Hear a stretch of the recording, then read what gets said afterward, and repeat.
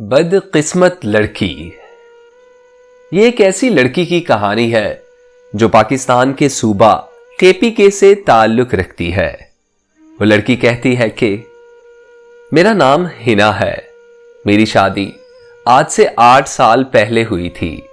जिससे मेरी शादी हुई वो मेरे मामू का बेटा था। शादी के 3 महीने बाद मेरा शौहर सऊदीया चला गया।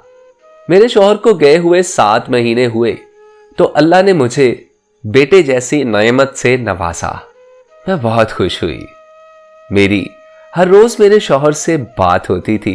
वो बहुत खुश होते थे। जब मेरी शादी को 1 साल और 1 महीना हुआ तब मेरे शौहर का इंतकाल हो गया। लेकिन मेरे शौहर के इंतकाल की खबर यहां पाकिस्तान में हमारे घर वालों को नहीं दी गई और इस बात का सिर्फ मेरे देवर को पता था। मेरा देवर भी मेरे शौहर के साथ सऊदीया में ही होता था। मेरा देवर रोज मेरे शौहर के फोन से मुझसे बात करता, लेकिन हमारी बात सिर्फ व्हाट्सएप मैसेजेस पर ही होती थी। वो कॉल या वॉइस मैसेज नहीं करता था। मैं जब भी कॉल करने का बोलती तो वो किसी ना किसी बहाने से टाल मटोल कर देता, क्योंकि वो नहीं चाहता था कि घर में किसी को भी पता चले। खैर, यूं ही 1 महीना गुजर गया। 1 महीने बाद रात के 12 बजे मेरे देवर ने मुझे फोन किया और कहा कि भाभी, मैं सुबह पाकिस्तान आ रहा हूं, लेकिन आपको मैं एक बात बताना चाहता हूं। आप भी किसी को मत बताना। मैंने हैरान होकर पूछा कि ऐसी कौन सी बात है जिसे राज रखना इतना जरूरी है। तब उसने कहा कि भाभी, वो मेरे बड़े भाई यानी आपके शौहर का 1 महीना पहले इंतकाल हो चुका है। जब उसने ये बात की तो मैंने चीखना शुरू कर दिया। सारे घर वाले इकट्ठे हो गए। मैंने सबको बता दिया। हमारे घर में मातम शुरू हो गया। खैर, फिर मेरे देवर का फोन आया। उसने कहा कि सुबह 10 बजे मैयत पाकिस्तान आ जाएगी। हम बहुत ज्यादा रो रहे थे। दूसरे दिन सुबह 10 बजे मैयत पाकिस्तान आ गई। जब मेरे शौहर की मैयत मेरे घर आई तो मेरी हालत पागलों जैसी हो गई थी। शाम 5 बजे मेरे शौहर का जनाजा हो गया। मुझे कोई होश नहीं था। मेरी इद्दत पूरी होने के बाद मेरे ससुर ने बोला कि बेटी, मैं आपसे एक बात बोलूं। तो मैंने कहा, जी अब्बू जान, कहिए। तब मेरे ससुर ने कहा कि बेटी, अगर आपने शादी करनी है तो मेरे दूसरे बेटे यानी अपने देवर से कर लीजिए, क्योंकि आप अभी जवान हो। और अगर आप शादी नहीं भी करना चाहती तो आपकी मर्जी है। आपके लिए इस घर के दरवाजे भी खुले हैं, और अगर आप अपनी अम्मी के घर जाना चाहती हैं तो वहां भी रह सकती हैं। तब मैंने कहा कि अब्बू, मैं इसी घर में रहना चाहती हूं, और मैं बहुत कुछ सोच विचार के बाद शादी के लिए रजामंद हो गई। मेरे ससुर ने मेरी शादी मेरे देवर से करवा दी। वो मुझे बहुत ज्यादा खुश रखता था। उसने कभी मुझे ये एहसास नहीं होने दिया कि वो मेरा दूसरा शौहर है। खैर, ऐसे ही वक्त गुजरता गया। अल्लाह पाक ने मुझे जुड़वा बच्चे दिए, जिनमें एक बेटी और एक बेटा था। मेरा शौहर हमारे तीनों बच्चों के साथ बहुत खुश था। फिर एक रोज मेरा शौहर बीमार हो गया। हमने काफी जगह से उनकी दवाई ली, लेकिन उनकी तबीयत दिन ब दिन बिगड़ती ही जा रही थी। हर जगह से चेकअप करवाया, लेकिन डॉक्टरों को कुछ भी समझ नहीं आया। फिर किसी ने बताया कि फला जगह एक डॉक्टर है, तुम उसके पास जाओ। दूसरे दिन हम जब उस डॉक्टर के पास गए और चेकअप करवाया तो कुछ जरूरी टेस्ट करने के बाद पता चला कि मेरे शौहर को जिगर का कैंसर है, जो कि आखिरी स्टेज पर पहुंच चुका है। इतना सुनना था कि मेरे पैरों के नीचे से जमीन निकल गई। मैं अस्पताल में ही रोने पीटने लगी। मेरे शौहर ने मुझे तसल्ली दी और कहा कि आप घर में किसी को नहीं बताना, अल्लाह पाक करम करेगा। हम लोग घर वापस आ गए।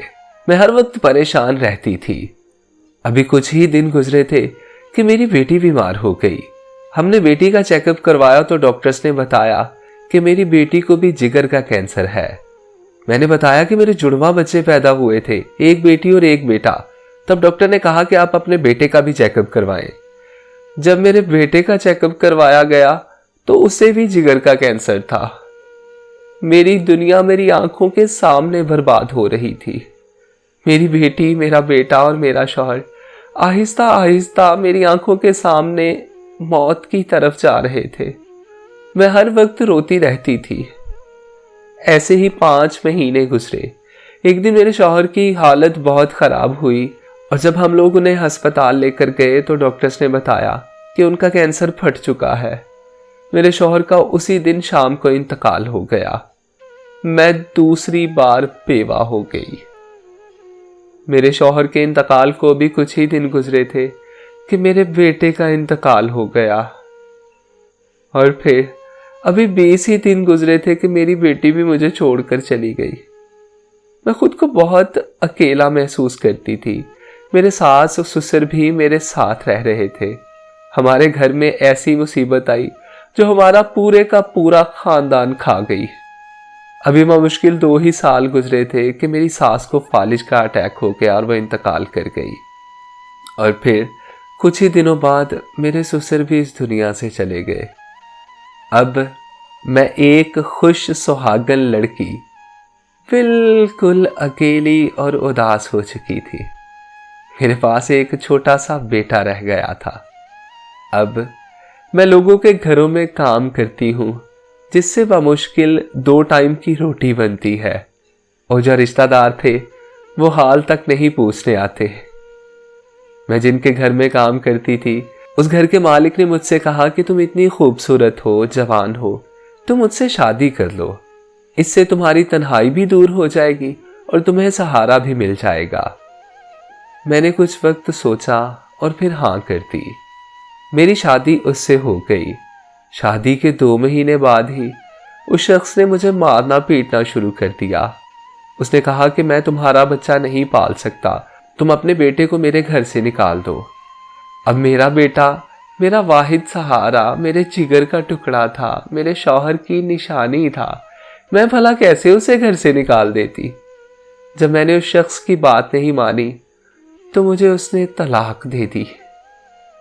मैं आज भी लोगों के घरों में काम करती हूँ और अपना और अपने बच्चे का पेट पाल रही हूँ, क्योंकि मैं भरी जवानी में 3 बार बेवा हो चुकी थी। अब एक अल्लाह का नेक बंदा है जो मुझे हर महीने राशन देता है, मेरे बच्चे के स्कूल का खर्चा उठाता है। अल्लाह उस नेक बंदे की उम्र दराज करे। इस कहानी से हमें सबक ये मिलता है कि देखिए दुनिया कितनी जालिम होती है। उस बेचारी औरत के तीसरे शौहर ने उसको सहारे का लालच देकर उससे निकाह किया और फिर उसे छोड़ दिया।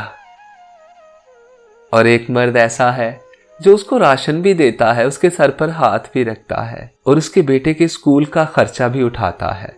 हमारे माशरे में अगर भेड़िए हैं तो फरिश्ता सिर्फ इंसान भी मौजूद है। अपना तयन आपने खुद करना है। आपने भेड़िया सिर्फ इंसान बनना है या फरिश्ता सिर्फ इंसान। करो मेहरबानी तुम अहले ज़मीं पर, खुदा मेहरबान होगा अर्शे बरी पर। अल्लाह रब्बुल इज़्ज़त उस औरत को सब्र जमील अता करे और अल्लाह हर बेटी के नसीब अच्छे करे।